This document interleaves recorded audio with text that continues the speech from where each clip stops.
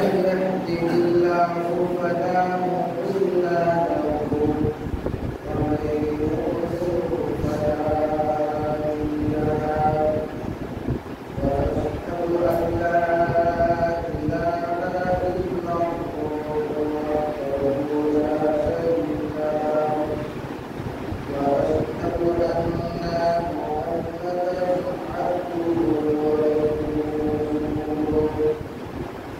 أما بعد فإن خير الحديث كتاب الله وخير الهدي هدي محمد رسول الله صلى الله عليه وسلم وشر الأمور محدثاتها وكل محدثة بدعة وكل بدعة ضلالة وكل ضلالة في النار الذي أرسله بالحق بشيرا ونذيرا وداعيا إلى الله بإذنه وسراجا منيرا فقد قال الله تعالى في القرآن المجيد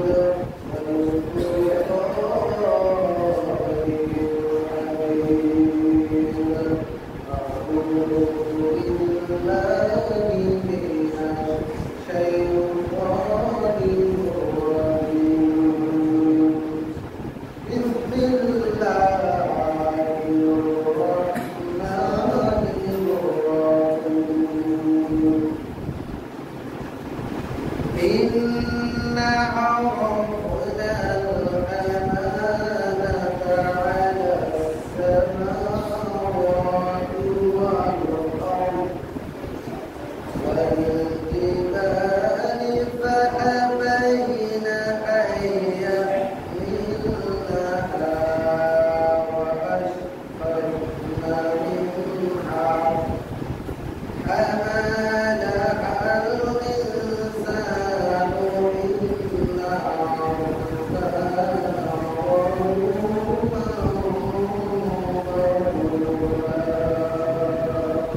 ظلوما وقال رسول الله صلى الله عليه وسلم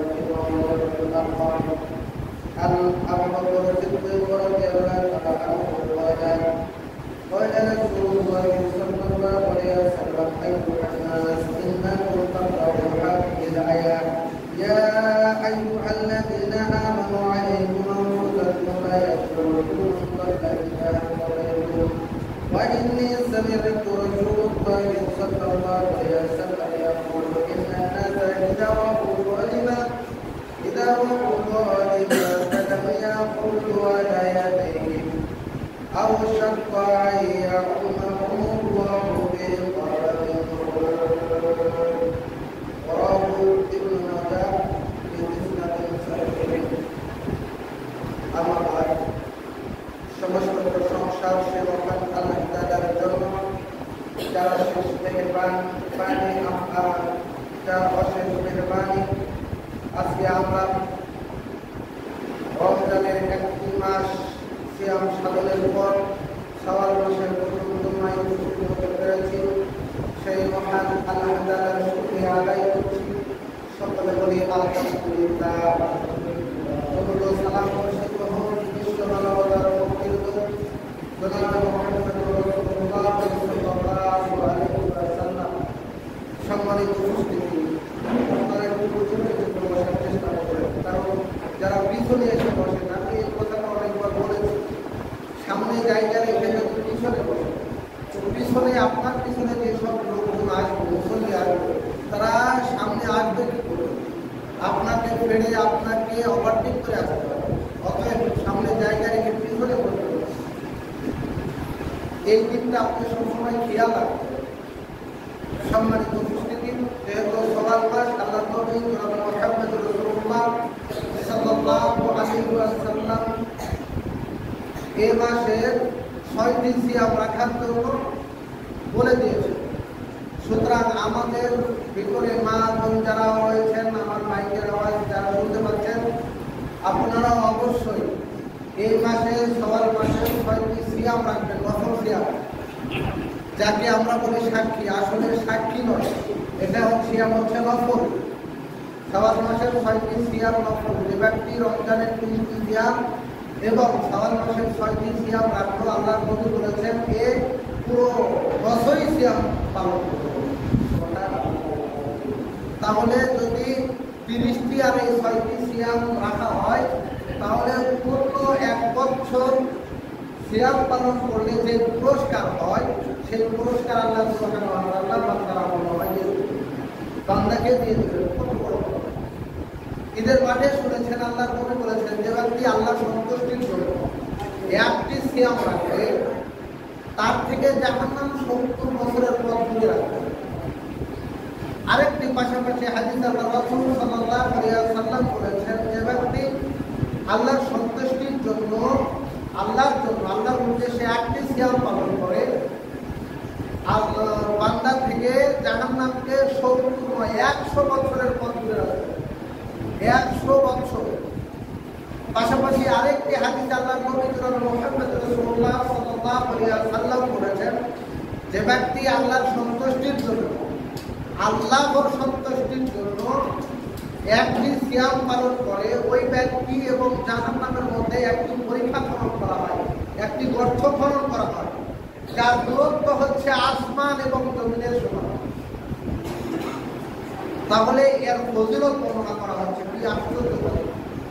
সুতরাং আপনারা চেষ্টা করবেন এই সিয়ামগুলো পালন করা। আল্লাহ তাআলা আমাদেরকে তৌফিক দান করুন। সকলে বলি আল্লাহুম্মা আমিন। আজকে জুমার দিন আমার সংক্ষিপ্ত আলোচনার বিষয় বান্দার উপরে আল্লাহ কর্তৃক বান্দার উপরে প্রদত্ত দায়িত্ব। আল্লাহ কর্তৃক বান্দার উপরে প্রদত্ত দায়িত্ব সম্পর্কে গুরুত্বপূর্ণ আলোচনা রাখার চেষ্টা করব ইনশাআল্লাহ। সম্মানিত উপস্থিতি, এই আলোচনাকে কেন্দ্র করে আমি সূরা আহজাব 33 নম্বর সূরা 72 নম্বর আয়াতে কারিমা তিলাওয়াত করেছি। এই আয়াতকে সামনে রেখে এবং সুনান ইবনে মাজাহ থেকে রাসূল সাল্লাল্লাহু আলাইহি ওয়াসাল্লামের মুখবিসৃত একটি বাণী পাঠ করেছি। এই দুটি বিষয়কে কেন্দ্র করে আলোচনার সমাপ্তি কামনা ইনশাআল্লাহ। সম্মানিত উপস্থিতি, আল্লাহ রাব্বুল আলামিন বান্দার উপরে যে দায়িত্ব দিয়েছেন, যে দায়িত্ব, সেটা হচ্ছে সবচেয়ে বড় দায়িত্ব হচ্ছে আমানত। একজন বান্দার উপরে দিন ইসলামের ভিতরে কোরআন এবং হাদিস যতগুলো আহকাম রয়েছে, হুকুম রয়েছে, যতগুলো বিধি নিষেধ রয়েছে, প্রত্যেকটা বিধি নিষেধই বান্দার জন্য, প্রত্যেকটা বান্দার জন্য আমানত। এটা কি আমানত? সুতরাং এই আমানতের খেয়ালত করা যাবে। আমরা শুধু টাকা পয়সা যদি কারো কাছে রাখা হয়, এইটাই কি আমানত মনে করি কিনা?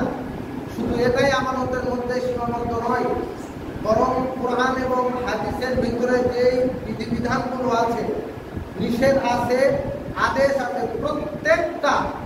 প্রতিটি বান্দার জন্য আমানত, আল্লাহর দেওয়া প্রদত্ত দায়িত্ব। আপনি যদি পালন করেন, আপনি আমানত যথাযথ পালন করবেন, আমানতের খেয়ানত করবেন না। আর যদি আপনি যথাযথভাবে দায়িত্ব পালন না করেন, তাহলে আপনাকে কিয়ামতের মাঠে খেয়ানতের কাতারে দাম করতে হবে, কোনো এখতিয়ার নেই। সুতরাং এরই মধ্যে থেকে দিন ইসলামকে জীবন ব্যবস্থা হিসেবে গ্রহণ করা, আর তার মূল কেন্দ্রবিন্দু হচ্ছে আল কোরআন। যে কোরআন বান্দার জন্য নবী মুহাম্মদ রাসূলুল্লাহ সাল্লাল্লাহু আলাইহি ওয়াসাল্লামের উপরে অবতীর্ণ করেছেন। তাহলে দিন ইসলামকে জীবন ব্যবস্থা হিসেবে গ্রহণ করা, আর এর মূল কেন্দ্রবিন্দু হচ্ছে জীবন বিধান হিসেবে মহাগ্রন্থ আল কোরআনকে নবী মুহাম্মদ রাসূলুল্লাহ সাল্লাল্লাহু আলাইহি ওয়াসাল্লামের উপরে অবতীর্ণ করেছেন। কিন্তু তার আগে কি কোরআন কার উপরে দায়িত্ব দেওয়া ছিল? আসুন আমরা কোরআনুল কারীম সূরা আহজাব 33 নম্বর সূরা 72 নম্বর আয়াত তিলাওয়াত করে এর মাধ্যমে জেনে নিই।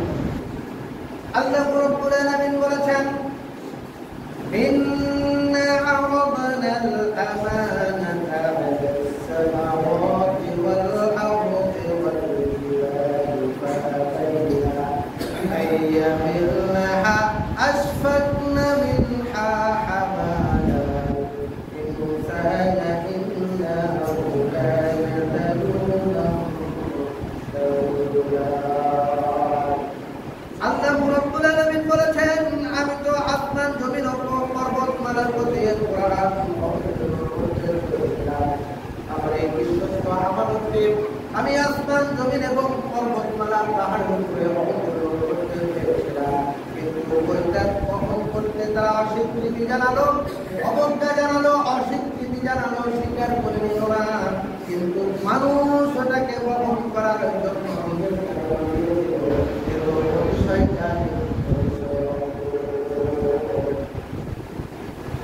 যেখানে পাহাড়ের উপরে অবতীর্ণ করতে চাইবে, প্রথমে আসমানের উপরে তারপরে জমিনের উপরে, তারা স্বীকৃতি দেয় নাই। পরবর্তীতে পাহাড়ের উপরে কোরআন অবতীর্ণ করতে চাওয়া হলো। পাহাড়ও অপারগতা প্রকাশ করলেন। আদম আলাইহিস সালাম তার সন্তানদের মুক্তির জন্য, মুক্তির দিকে লক্ষ্য করে পরকালের জীবনকে ভালোভাবে সফলতা অর্জনের দিকে লক্ষ্য করে কোরআনটাকে কাঁধে উঠিয়ে দিলেন কে? আদম আলাইহিস সালাম। তাহলে আল্লাহ সুবহানাহু ওয়া তাআলা পরবর্তী কথা কেন বললেন? যেহেতু অতিশয় জালেম, অতিশয় সম্মানিত উপস্থিতি, আল্লাহ সুবহানাহু ওয়া তাআলা এখানে ইন্নাহু কানা যালুমান কাফুরা শব্দ ব্যবহার করেন। তার কারণ হচ্ছে এই যে কোরআন যে আমি মানুষের উপরে অবতীর্ণ করব, মানুষের উপরে অবতীর্ণ করার সিদ্ধান্ত নিলাম। যদি এই কোরআনের হুকুম মতে, এই কোরআনের বিধান মত যদি নিজেদের উপর প্রয়োগ করে, নিজের সমাজের উপরে প্রয়োগ করে, নিজের জীবনের উপরে, নিজের দেশের উপরে প্রয়োগ করে যদি চলতে পারে, তাহলে তারা সফল হবে। কিন্তু কোরআন শোনার পরে কোরআন মানার জন্য অস্বীকার করবে, যারা যারা এই কোরআনকে অস্বীকৃতি জানাবে, মূলত তারাই প্রতিটি বান্দার জন্য এই কথাটা প্রয়োগ করা যায়। সূরা ৩ জানা আছে, আমাদের কম বেশি সকলেরই জানা আছে। আপনারা বলেছেন ওয়াত্তিনি ওয়াস-সাইতুনি ওয়াহাদাল বালাদিল লাকাদ খালাকনাল ইনসানা ফী আল্লাহ রাব্বুল আলামিন বলেছেন ওয়াত্তিন, তিন ফলের কসম, ওয়াস-সাইতুন, জাইতুন বৃক্ষের কসম, ওয়াতুরি সিনিন, ওই সিনাই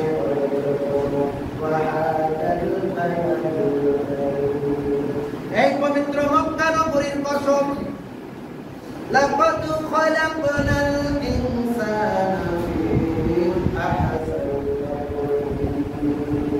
এই 13টা জিনিসের শপথ করে আমি আল্লাহ তাআলা বলছি, নিশ্চয় আমি মানুষকে অতীব সুন্দর আকৃতিতে, সুন্দর করে সুঠাম দেহ করে আমি মানুষকে সৃষ্টি করেছি।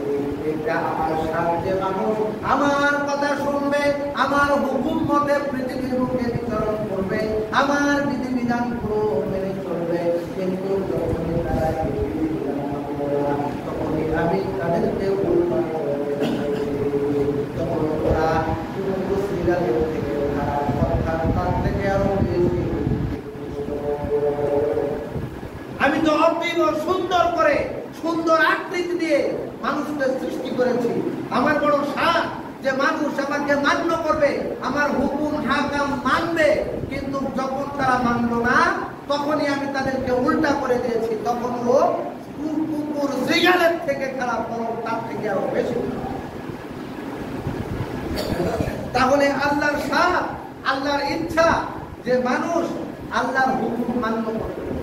আর আমরা এই আদম সন্তান আল্লাহর হুকুম মানার ওয়াদাবদ্ধ, অঙ্গীকারবদ্ধ। কিভাবে অঙ্গীকারবদ্ধ? আল্লাহ রাব্বুল আলামিন কুরআনুল কারীম 7 নম্বর সূরা সূরা আরাফ 152 72 নম্বর আয়াতের মধ্যে আল্লাহ রাব্বুল আলামিন বলেছেন ওয়া ইযা ক্বালা রাব্বুকা মিন বানি আদাম মিন দুরিহিম যুররিয়াতাহুম ওয়া শাহাদাহুম আলা আনফুসিহিম আলাস্তু বিরাব্বিকুম ক্বালু বালা শাহিদনা আন তাকুলু ইয়াওমাল কিয়ামাতি ইন্না কুন্না আন হাযা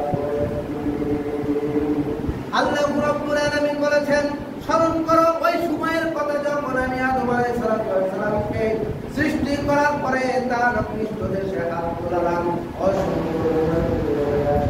আমি সকলকে লক্ষ্য করে বললাম আলাস্তু বিরাব্বিকুম আমি কি তোমাদের প্রভু নই সকলেই বলে উঠল বালা জি হ্যাঁ আপনি আমাদের প্রভু বলে শাহিদনা তাকুলু ইয়াওমাল কিয়ামাতি ইন্না কুন্না আল্লাহ রাব্বুল আলামিন বলেছেন আমি তোমাদেরকে তোমাদের উপরে সাক্ষী হিসেবে গ্রহণ করলাম আবার যখন আমার নিকটে তোমরা ফিরে আসবে ওই সময় যাতে তোমরা এই বিষয়টা অস্বীকার করতে না পারো এই জন্য আমি তোমাদেরকে সাক্ষী হিসেবে গ্রহণ করলাম। প্রতিটি মানুষ আল্লাহর নিকটে অঙ্গীকারবদ্ধ যে আমরা আপনাকে রব হিসেবে মান্য করছি তার মানে আপনি যে বিধিবিধান দিবেন প্রতিটি বিধিবিধান আমরা সানন্দে গ্রহণ করে মেনে নিলাম এইটাকে যাতে আবার অস্বীকার না করি এই আমানতের কথা এই জন্য আল্লাহ বলছেন তোমার অঙ্গ তোমার প্রত্যঙ্গ তোমার সব কিছু আমার নিকটে সাক্ষী হিসেবে থেকে গেল কিয়ামতের মাঠে যখন আবার তোমরা উপস্থিত হবে তখন যাতে এই বিষয়টা অস্বীকার করতে না পারো এই জন্য আমি তোমাদেরকে তোমাদের সাক্ষী হিসেবে গ্রহণ করব। তাহলে আমাদের শ্রেষ্ঠ দায়িত্ব হচ্ছে আল কোরআন শ্রেষ্ঠ আমানত আল্লাহ দেওয়া আল্লাহ কর্তৃক বান্দার উপরে প্রদত্ত দায়িত্ব হচ্ছে আমানত মহাগ্রন্থ আল কোরআন। এরপরে আসুন দ্বিতীয় আরেকটি দায়িত্ব আছে তাবলীগ বা প্রচার করা যারাই জানবেন তাদের নিকটে এই দায়িত্বটা আল্লাহ সুবহানাহু ওয়া তাআলা তার আল্লাহ তাআলা প্রথম দায়িত্ব দিয়েছিলেন আল কোরআন এরপরে কোরআনটা যাতে প্রচার হয় এই জন্য এই দায়িত্ব আল্লাহ তাআলা রাসূল সাল্লাল্লাহু আলাইহি মাধ্যমে দিয়েছেন। আল্লাহ রাব্বুল আলামিন বলেছেন ওয়া কুনতুম খায়রু উম্মাতিন তা'মুরুনা বিল মা'রুফ ওয়া তানহাউনা 'আনিল মুনকার ওয়া আল্লাহ রাব্বুল আলামিন বলেছেন তোমরা শ্রেষ্ঠ জাতি তোমাদেরকে আবির্ভূত করা হয়েছে তোমাদেরকে উদ্ভব ঘটানো হয়েছে আবির্ভাব ঘটানো হয়েছে মানবজাতির কল্যাণের জন্য তোমরা সৎ কাজের আদেশ করবে অসৎ কাজের নিষেধ করবে এবং আল্লাহর উপর বিশ্বাস রাখবে এইটা হচ্ছে তোমাদের উপরে আল্লাহর দেওয়া প্রদত্ত দায়িত্ব যে তোমরা সৎ কাজের আদেশ করবে অসৎ কাজ থেকে মানুষদেরকে বিরত রাখবে এবং আল্লাহর উপরে বিশ্বাস রাখবে। এই দায়িত্বটা আল্লাহ সুবহানাহু ওয়া তাআলা তার বান্দাদের জন্য দিয়ে দিয়েছেন। সম্মানিত উপস্থিতি আপনারা একটু চেপে আসুন সামনের দিকে আসুন যেভাবে এলোমেলো ভাবে বসে আছেন ওইভাবে এলোমেলো ভাবে বসে না থেকে আপনার আরেকজন ভাইকে বসার জায়গা করে একটু সামনের দিকে আগে আসুন এবং চেপে চেপে বসে। সম্মানিত উপস্থিতি সুতরাং আমাদের এই দায়িত্বটা আমাদের খেয়াল রাখতে হবে। আল্লাহ তাআলা নবী মুহাম্মদ রাসূলুল্লাহ সাল্লাল্লাহু আলাইহি ওয়াসাল্লামকে দায়িত্ব দিয়েছেন ইয়া আইয়ুহার রাসূল বাল্লিগ মা উনজিলা ইলাইকা মির রাব্বিক ওয়া ইল্লাম তাফআল ফামা বাল্লাগতা রিসালাতাহু। আল্লাহ তাআলা বলেন হে সম্মানিত রাসূল আপনার উপরে যে দায়িত্ব দেওয়া হয়েছে রিসালাতের এইটা আপনি যথাযথভাবে প্রচার করুন তাবলীগ করুন মানুষের নিকটে পৌঁছে দিন আপনার প্রতিপালকের পক্ষ থেকে যা অর্জিত হয়েছে ওয়া ইল্লাম তাফআল আর যদি আপনি তা না বুঝান এইটা হচ্ছে আল্লাহ থেকে প্রদত্ত দায়িত্ব প্রদত্ত আমানত যদি না বুঝান ওয়া ইল্লাম তাফআল ফামা বাল্লাগতা রিসালাতাহু তাহলে আপনি রিসালাতের দায়িত্ব পালন করবেন। আমার ভাইরা বিশ্বনবী জনাবে মুহাম্মদ রাসূলুল্লাহ সাল্লাল্লাহু আলাইহি ওয়াসাল্লাম বলে দিয়েছেন বাল্লিগু আন্নি ওয়ালাউ আয়া আমার একটি আয়াত যারা থাকতে অপরের নিকটে পৌঁছে দাও। কি আশ্চর্য কথা! আল্লাহ তাআলা দায়িত্ব দিলেন নবী মুহাম্মদ রাসূলুল্লাহ সাল্লাল্লাহু আলাইহি ওয়াসাল্লামের উপরে, আর নবী মুহাম্মদ রাসূলুল্লাহ সাল্লাল্লাহু আলাইহি ওয়াসাল্লাম দায়িত্ব দিলেন তার উম্মতের উপরে।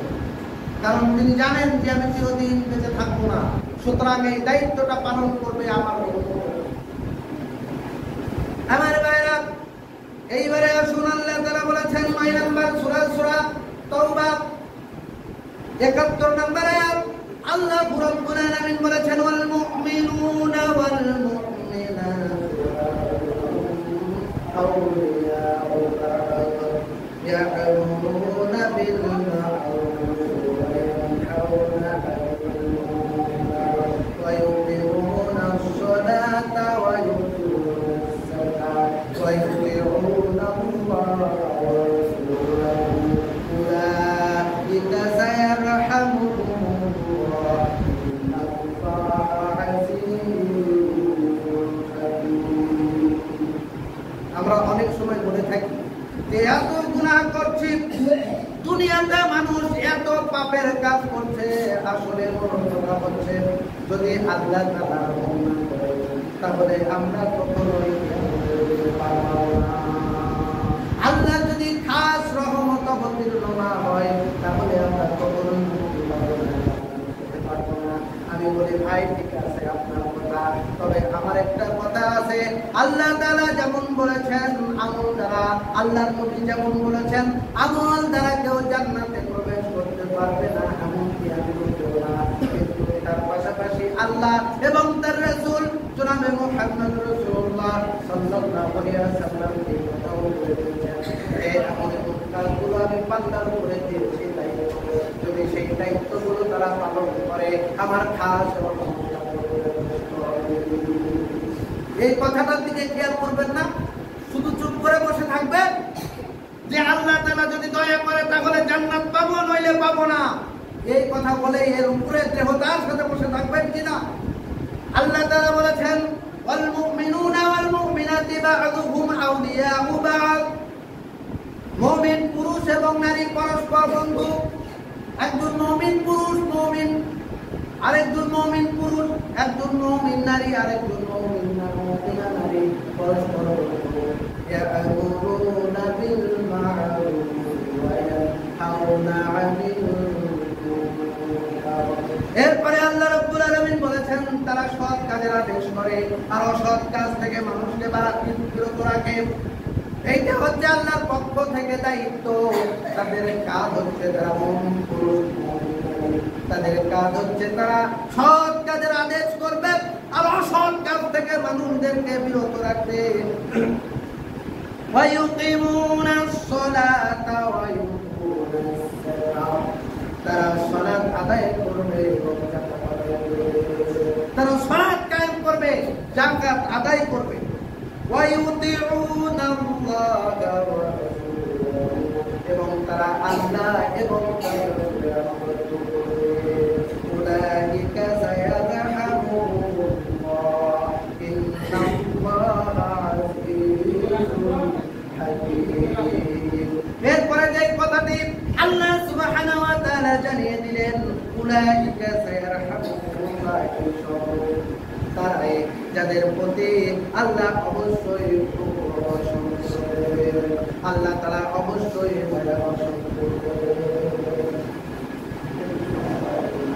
আর আপনারা আবারও বলছি সামনের দিকে একটু আগায় আসুন, পিছনে কোন হচ্ছে না আমার ভাইরা।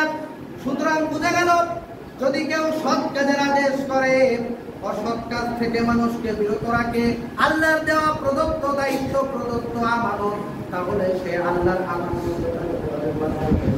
আল্লাহর দায়িত্ব। কিন্তু যদি সে সৎ কাজের আদেশ না করে, অসৎ কাজ থেকে মানুষকে বিরত না রাখে, যদি সে ৫ ওয়াক্ত সালাত আদায় না করে, যাকাত দেওয়ার মতো সামর্থ্য রয়েছে, অর্থ রয়েছে, সম্পদ রয়েছে, শুধু মানুষকে দেখানোর শুধু মানুষের নিকটে যাকাতের নাম করে কাপড় ক্রয় করে মানুষের কাছে বিতরণ করে, এইভাবে যদি সে আল্লাহর দেওয়া বিধানকে অমান্য না করে, আল্লাহ রাব্বুল আলামিন বলেছেন উলাইকা এই সব লোক তারাই যাদের উপরে আমি আল্লাহ কর্তৃক দয়া, আল্লাহ কর্তৃক রহমত, আল্লাহ কর্তৃক করুণা ওই সব ব্যক্তির উপরে আপনার উপরে জাকাত খরচ কে বলেছে? আপনি কাপড় কিনে কাপড় মানুষের নিকটে বিতরণ করবেন, জাকাতের কাপড়, এই অধিকার আপনাকে কে দিয়েছে? আপনাকে দিতে হবে টাকা, আপনি টাকা বের করে দিবেন। আপনি জাকাতের নাম করে কাপড় দিলেন কেন? কিয়ামত পর্যন্ত যদি আপনি কাপড় ক্রয় করে মানুষের নিকটে জাকাতের নাম করে দেন, কিয়ামত পর্যন্ত সমস্ত সম্পদ উজাড় করে দিবেন, কানা করেও জাকাত আদায় হবে না, হবে না। সুতরাং আপনি একজন খেয়ানতকারী হিসেবে আল্লাহর নিকটে আল্লাহর কাজ করায় আপনাকে চালাতে হবে। সম্মানিত উপস্থিতি, এইগুলো হলো ফিতনাবাজ। এইগুলো ফিতনা থেকে আমাদের বেঁচে থাকতে হবে। আপনাকে জাকাত দেওয়ার পূর্বে যে কোরআনুল কারীম যে জাকাত সম্পর্কে জানে, যে উসুল সম্পর্কে জানে, এমন একজন বিজ্ঞ আলেমের নিকট থেকে আপনাকে জেনে তারপরে আপনাকে করতে হবে, নইলে আপনি ফিতনার মধ্যে পতিত হবে। আর যদি আল্লাহর এই ফিতনার মধ্যে আপনি যদি এই ফিতনার মধ্যে পতিত হন, তাহলে আপনাকে আল্লাহর গজব থেকে কেউ রক্ষা করতে পারবে না। আল্লাহ রাব্বুল আলামিন বলেছেন সূরা আনফাল ৮ নম্বর সূরা ২৫ নম্বর আয়াত, আল্লাহ রাব্বুল আলামিন বলেছেন ওয়াত্তাকু ফিতনাতুল লা তুসিবান্নাল্লাযীনা যালামু মিনকুম খাসসাতুন ওয়া'লামু আন্নাল্লাহা শাদীদুল ইকাব। আল্লাহ রাব্বুল আলামিন বলেছেন তোমরা ফিতনা থেকে বেঁচে থাকো, যা তোমাদের মধ্যকার কেবল জালেমদের বিপদ হবে না, বরং সকলের উপরে আপতিত হবে। আল্লাহর শাস্তি দানে অত্যন্ত কঠোর। আপনি যদি এই ফিতনার মুখে পড়েন, শুধু আপনি এই ফিতনাতে পড়বেন না, বরং ভালো মানুষগুলো এই ফিতনার মধ্যে পতিত হবে। সুতরাং আপনি নিজেকে রক্ষা করার চেষ্টা করুন, অপরকেও রক্ষা করার চেষ্টা করুন।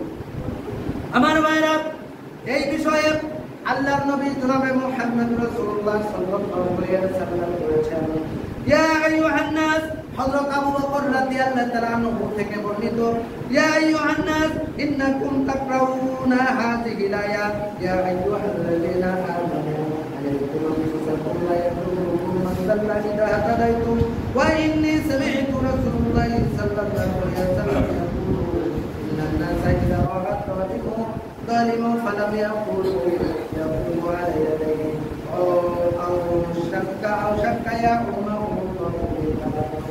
হে মানব মণ্ডলী, নিশ্চয় তোমরা আয়াত তিলাওয়াত করে থাকো যে হে মুমিনগণ, তোমরা তোমাদের সাধ্যমতো কাজ করে যাও, তোমরা তোমাদের সাধ্যমতো কাজ করে যাও। পথভ্রষ্টরা করতে পারবে না।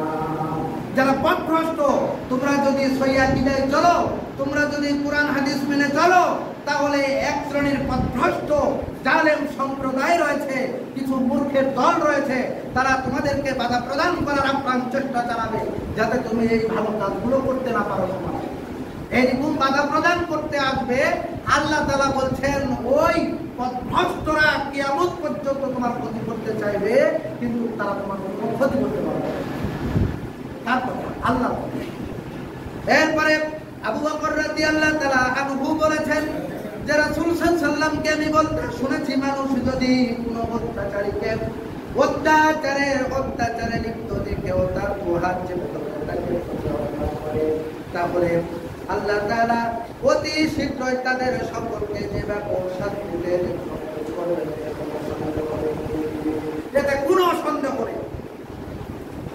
অর্থাৎ এক জায়গায় অত্যাচার হচ্ছে, খারাপ অশ্লীল কাজ হচ্ছে, কোন গরিব মানুষের উপরে অত্যাচার নির্যাতন চালানো হচ্ছে, আপনি পারবেন ওখানে বাধা প্রদান করতে। যদি বাধা প্রদান না করেন, তাহলে আল্লাহর নবী বলেছেন আল্লাহ তাআলা ওইখানে একটা গজব দেবেন, ওই গজব থেকে আপনি নিজেকে রক্ষা করতে পারবেন।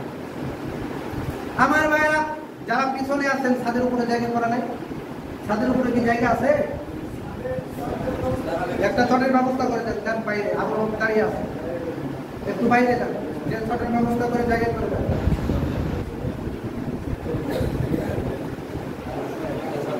আপনারা কেউ কথা বলবেন না, জায়গা হচ্ছে আপনারা একটু ধৈর্য ধারণ করুন আমার ভাইরা। হযরত হুযায়ফা রাদিয়াল্লাহু তাআলা আনহু হতে বর্ণিত, তিনি বলেন রাসূলুল্লাহ সাল্লাল্লাহু আলাইহি ওয়াসাল্লাম বলেছেন, ওয়াল্লাযী নাফসি বিয়াদিহি লা তা'মুরুনা বিল মা'রুফি ওয়া লা তানহাউনা আনিল মুনকার আও লা ইউশিকান্না আল্লাযীনা আyyab'আসা আলাইকুম কাবাবিহুম সুম্মা তাফাউনা ওয়া লা ইয়াস্তাজিবুন। হযরত হুযায়ফা রাদিয়াল্লাহু তাআলা আনহু বলেন রাসূলুল্লাহ সাল্লাল্লাহু আলাইহি ওয়াসাল্লাম বলেছেন, ওয়াল্লাহি আল্লাহর শপথ করে বলছি, ওয়াল্লাযী সেই সত্তার শপথ যার হাতে আমার প্রাণ, নিশ্চয় তোমরা সৎ কাজের আদেশ দিবে, অন্যায় কাজের প্রতিরোধ করবে, অন্যথা যদি কাজটা তোমরা না করো, অন্যায় দিত যদি মুখ খুঁজে ওইখান থেকে যদি চলে আসো, আল্লাহ তাআলা শীঘ্রই তোমাদের উপরে তার শাস্তি অবতীর্ণ করবেন। আল্লাহর পক্ষ থেকে তোমাদের উপরে একটি বড় অবতীর্ণ করা হবে। ওই সময় যদি তোমরা আল্লাহর নিকটে প্রার্থনা করো, তখন আল্লাহ রাব্বুল আলামিন কি মারাত্মক কথা! যখন আমাদের নিকটে ঝড় তুফান হয়, যখন ভূমিকম্প হয়, তখন আমরা আল্লাহর নিকটে আল্লাহর শরণার্থে আমরা ঝাঁপিয়ে পড়ি না? যখন প্রচন্ড ঝড় তুফান হচ্ছে, ওই সময় আমরা মুসলমানেরা তো আল্লাহর নিকটে আল্লাহ আল্লাহ বলে, এমনকি হিন্দুরাও পর্যন্ত, বিধর্মী যারা তারা পর্যন্ত রাম রাম বলতে বলতে আল্লাহ আল্লাহ শুরু করে। বুঝতে পেরেছেন? তাহলে কত মারাত্মক বিষয়। তাদেরকে জিজ্ঞাসা করলে ওই সময় বললেন যে হুজুর কি বলেন, এখন আমাদের আর ভগবানের কাজ হচ্ছে না, এখন আপনার আল্লাহর প্রয়োজন করেছেন। আমার নিজের কানে শোনা। সম্মানিত উপস্থিতি, এই কারণে আপনি যদি বিপদ আপদে মানুষের পাশে দাঁড়ান, আর আপনি যখন বিপদে পড়বেন, ওই সময় যদি আল্লাহর নিকটে প্রার্থনা করেন, তো আল্লাহ সুবহানাহু ওয়া তাআলা আপনার ওই প্রার্থনা কবুল করবেন। কিন্তু আপনি যদি কোনো অত্যাচারিত মানুষের পাশে যদি আপনি না দাঁড়ান, একজন মানুষের উপরে অত্যাচার হচ্ছে, জুলুম হচ্ছে, আপনি যদি ওইখানে আপনি যদি প্রতিবাদ করার সামর্থ্য আছে, শক্তি আছে, আপনি যদি শক্তি দ্বারা, আপনি যদি অন্তর দ্বারা, আপনি যদি হাত দ্বারা ওইখানে প্রতিহত করার চেষ্টা না করেন, আপনি যখন কোনো বিপদ মুসিবত পড়বেন আপনার এই কুকর্মের কারণে, তখন আল্লাহর নিকটে আপনি ওই সময় যদি দোয়া করেন, আল্লাহ তাআলা ওই সময় আপনার আর দোয়া কবুল করবেন না। কে বলেছেন? আল্লাহর নবী জনাবে মুহাম্মদ রাসূলুল্লাহ সাল্লাল্লাহু আলাইহি ওয়াসাল্লাম বলেছেন, হাদিসটি পাবেন সহিহ বুখারী 552 নম্বর। মোবাইলে অ্যাপস আছে, বাংলা হাদিস সার্চ করে অ্যাপস নিয়ে আসবেন, তারপরে সহিহ বুখারী অ্যাপস ডাউনলোড দিবেন, তারপরে হাদিসের সিরিয়াল নাম্বারে ঢুকবেন, 552 নম্বরের হাদিস বের করলে আপনি পেয়ে যাবেন। যারা সৎ কাজের আদেশ করে, অসৎ কাজের নিষেধ করে, যদি অসৎ কাজের আদেশ আর অসৎ কাজের নিষেধ না করে, তাহলে তাদের উপরে আল্লাহর পক্ষ থেকে গজব আসবে। তখন তারা আল্লাহর নিকটে দোয়া করলে সেই দোয়া আল্লাহ কবুল করবেন। স্পষ্ট হাদিস 552। সম্মানিত উপস্থিতি, এইটা হচ্ছে আল্লাহর পক্ষ থেকে সৎ কাজের আদেশ, অসৎ কাজের নিষেধ, অর্থাৎ তাবলীগ করা, প্রচার করা, এইটা আল্লাহর পক্ষ থেকে দেওয়া প্রদত্ত দায়িত্ব, আমানত। এই আমানতটাও আমাদের যথাযথ পালন করতে হবে। এরপরে আরো অনেক আছে, যা সামনের জুমাতে আলোচনার পর্যায়ক্রমে আলোচনা করার চেষ্টা করবো ইনশাআল্লাহ। সম্মানিত উপস্থিতি, সুতরাং আল্লাহর দেওয়া যে প্রদত্ত দায়িত্ব, আল কোরআন এবং সহিহ হাদিস অমান্য করার কোনো এখতিয়ার কারণে, যদি কেউ অমান্য করে, মুখ দ্বারা হোক, হাত দ্বারা হোক, পা দ্বারা হোক, আমল দ্বারা হোক, যদি কেউ অস্বীকার করে, অমান্য করে, তাহলে তার স্থান হবে জাহান্নাম, কোনো সন্দেহ নেই। আল্লাহ তাআলা আমাদেরকে সঠিক বুঝে আমল করার তৌফিক দান করুন। সকলে বলি আল্লাহুম্মা আমিন। এই দোয়া দেওয়া রেখেই সংক্ষিপ্ত বক্তব্য শেষ করছি। সুবহানাকাল্লাহুম্মা ওয়া বিহামদিক, আশহাদু আল্লা ইলাহা ইল্লা আনতা, আস্তাগফিরুকা ওয়া আতুবু ইলাইক।